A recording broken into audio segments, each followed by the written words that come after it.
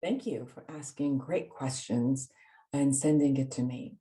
A gentleman has sent a question about I'm 38 years old, and I have a lot of problems in connecting when I think about I want to um, start looking for someone as a partner to marry. I'm 38, and I've been in a lot of kind of like shallow relationships, as he calls it, and been there. And as far as wanting to find just someone to be with, I don't have any problem. But the minute I say I want to find my partner, all of these blocks show up, and I'm not really finding myself to go forward and get the relationship that I desire. This is actually sometimes a common concept because what we know about a casual relationship and the criteria that we have is usually about a sexual tension or a sexual chemistry or our desire to have sexuality in a sense. And that's kind of like the minimum criteria that we have about getting attracted to someone.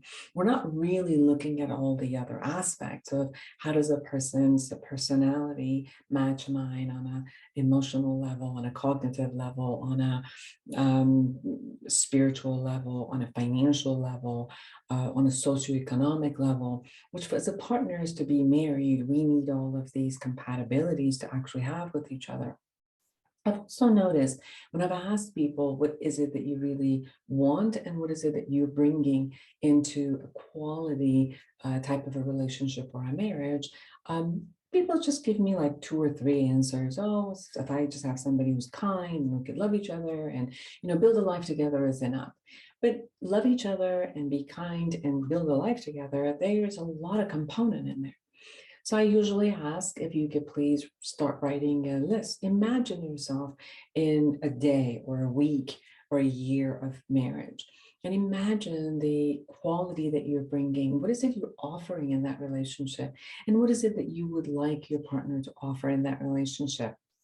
When you're looking at the quality of the communication, what are you sensing? What is the type of communication? What kind of listening and speaking? What kind of respect? What kind of love? What kind of trust? How do you define those things in a relationship, and how would you offer them? If an alien showed up and watched you, how could they know that you love someone? And how could you know, and what type of behaviors would you know that somebody loves you? How could other people by your behavior say that you trust them, that you honor them, that you value them? What is it that you need to see from your partner to feel honored and valued and trusted?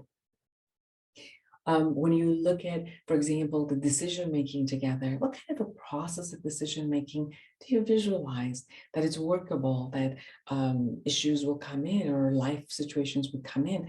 And how do you suppose you would like to work through and get the problem solved?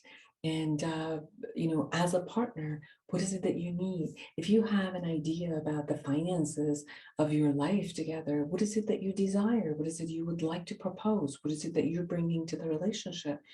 So if you can start writing, envisioning and writing, and imagine, most people, when they start writing all of this, they go back to the things they don't like.